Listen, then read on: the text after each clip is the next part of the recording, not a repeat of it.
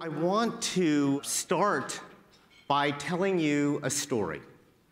And this story takes place about 50 years ago, halfway around the world, in Borneo, an island of Indonesia.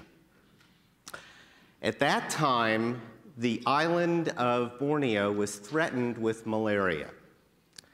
And so the World Health Organization took it upon itself to fly DDT, spray DDT over the island to kill the mosquitoes that were producing the malaria. In the short run, that worked just fine. However, that DDT not only killed off the mosquitoes, but it disrupted the entire food chain on Borneo.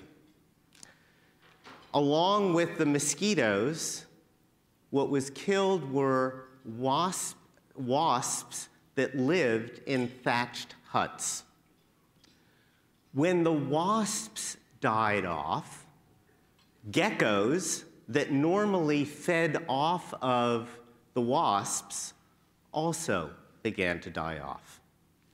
When the geckos died off, cats that normally fed off of the geckos died off. And when the cats died off, rats flourished because they lost their most important natural predator. With the rats came a new health threat, the threat of typhus. So the World Health Organization had to come up with another solution, now for the threat of typhus. Take a moment in the spirit of innovation and think about what did the World Health Organization do to curb the threat of typhus.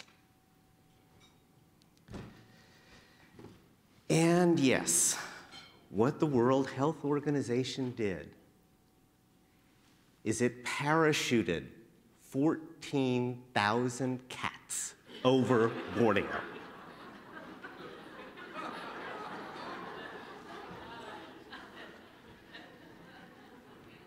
Good intentions,